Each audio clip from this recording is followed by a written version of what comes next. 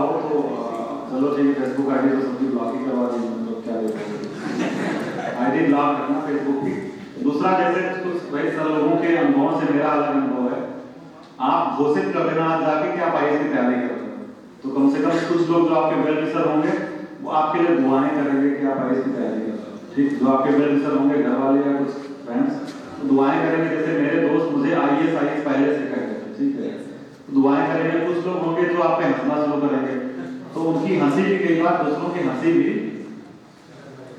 पूरा महाभारत किसी की हंसी की वजह से ही हो गया, ठीक है। द्रौपदी अगर दुर्योधन के पानी में गिरने की वजह से ना हंसी होती तो शायद, मतलब ऐसा कहते हैं, तो शायद ये यहाँ तक महाभारत वाला, हालांकि किसी एक घटना को नहीं उदाहरण बनाना चाहिए, पर हो सकता है किसी की हंसी इतनी बुरी लग जाए कि आपको फिर सोचना ही पड़ेगा कि अब तो भाई बन ही जाएगा, तो पीछे बन ही जाएगा। मेरे पास दोनों अनुभव है, मेरे पास लोगों की दुआओं का अनुभव भी है, लोगों की हंसने का भी अनुभव। मतलब मैं जब जा रहा था, जब भैया मेरे दूसरे की बाइक से ट्रेन में बैठाने जाते फर्स्ट टाइम, इवन उस दिन भी एक आदमी बगल में बाइक लगा के, दूसरे गांव में बनाते बच्चों की बाइक लगा के साथ में चलते चलते भी डिमोटिवेट करके कहाँ लेके जा रहे हैं उसको, भाई कहाँ है तो इलाहाबाद, यही शिक्षा में तो बनवा देंगे उसको, कहाँ लेके जा रहे हैं। तो आई हैव बहुत मुझे वो चीजें अभी भी याद है, इसलिए मैं तो शेयर करूंगा कि आप घोषित कर दीजिए, आप अपने व्हाट्सएप आईडी पर भी लिखिए आईएएस एस्पिरेंट,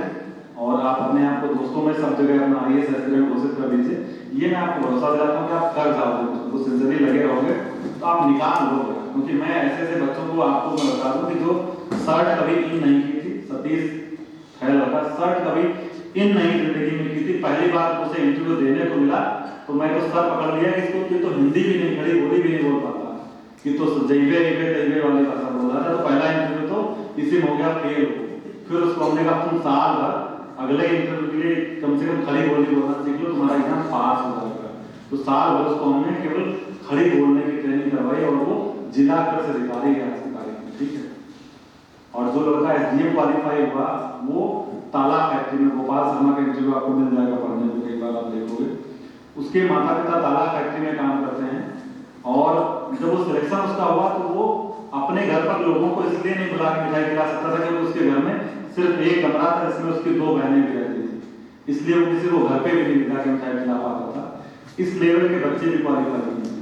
और जिसकी बैकग्राउंड एजुकेशनल कमजोर, उसको बता दो यूपीएससी के एग्जाम कंडक्ट कराता है, उसका कमांडेंट का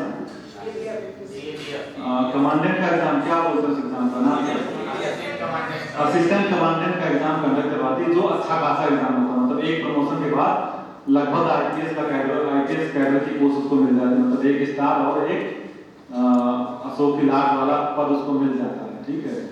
उस बच्चे का प्रणय नाम है उसका 50% हाई स्कूल में मार्क्स था, केवल 50% उसका मार्क्स था। और मेंस बस सब यूपी का मेंस नहीं था, बाकी सब राज्यों के मेंस दे चुका था। आज की तारीख में संघ लोग से आया वो सेलेक्टेड। तो हमारे पास दूर के मतलब कहानियों में सुने हुए, मेरे खुद के पढ़ाए और बताए हुए तमाम सारे ऐसे एग्जाम्पल हैं जो कुछ भी नहीं थे, मतलब उनको तो पता भी नहीं था। तुम लोग तो फैजाबाद अम्बेडकर रहते हो, यहाँ तो बहुत लोगों को पता है, इस तरीके से हम बहुत भरे हुए हैं सब। फैजाबाद अम्बेडकर में दरअसल लोग जानते हैं क्या होगा, अलीगढ़ में तो इसको लोग जानते भी नहीं थे कि कौन सी तैयारी क्या है। अखबार में निकाला हमने, सैकड़ों बच्चे आ गए, उसी में से हमने शुरू कर दिया 300 बच्चों को छान के पढ़ाना, और सब एकदम घोड़े की स्पीड से दौड़ रहे हैं। इंटरव्यू मीन्स लगातार उनका चर्चा चल रहा है। तो अगर आप जुटे रहेंगे तो इतनी हम गारंटी आपको देते हैं कि आप सिलेक्शन हो जाएगा। बस अपने मन से लगना पड़ेगा। और जय श्री राम और लाल गमछा उस एटीट्यूड से नहीं लगे, उसमें कोई जय श्री राम निकाला था ठीक है, थोड़ा सा सिंसियरिटी का लेवल दिखाएगा। उस ग्रुप को कल मतलब रात को मैसेज करके मैंने सब पकड़ लिया।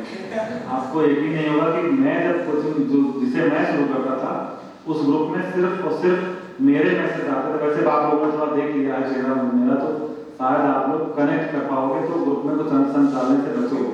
लेकिन कुछ लोग अभी डालेंगे, कुछ लोग पूछेंगे कल भी होगी क्लास क्या, 4 बजे होगी क्या, तो 4 बजे से होगी तो क्या 8 बजे तक होगी, 7 बजे तक होगी, तो 12 बजे से हम कैसे आए, तो सब सवालों में जवाब दे देंगे। तो ठीक है, तो आप जाइए लगिए। हो सकता है कि ये कोचिंग या ये आज का दिन आपकी जिंदगी में बहुत बड़ा चेंज लेके आने वाला है। क्योंकि हमारी जिंदगी में तो 1-2 छात्र ऐसे आए जिन्होंने मेरी जिंदगी बदल दी। Otherwise I was also second divisioner in high school.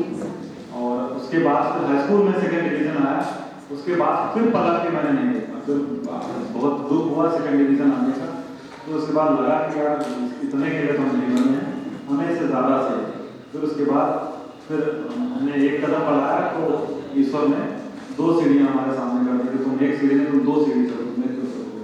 एक चीज़ और आपके इंस्पिरेशन मोटिवेशन के लिए बता दूँ कि थिंक बिग, बड़ा सोचिए। बड़ा मतलब सबसे बड़ा सोचिए कि सबसे बड़ा लक्ष्य आपके स्तर पे क्या हो सकता है। सबसे बड़ा लक्ष्य आपका IAS बनना हो सकता है, तो आप उससे नीचे मत सोचिए, नहीं कि आप BEd करके BTC में टीचर बनने के बारे में सोचने लग जाइए।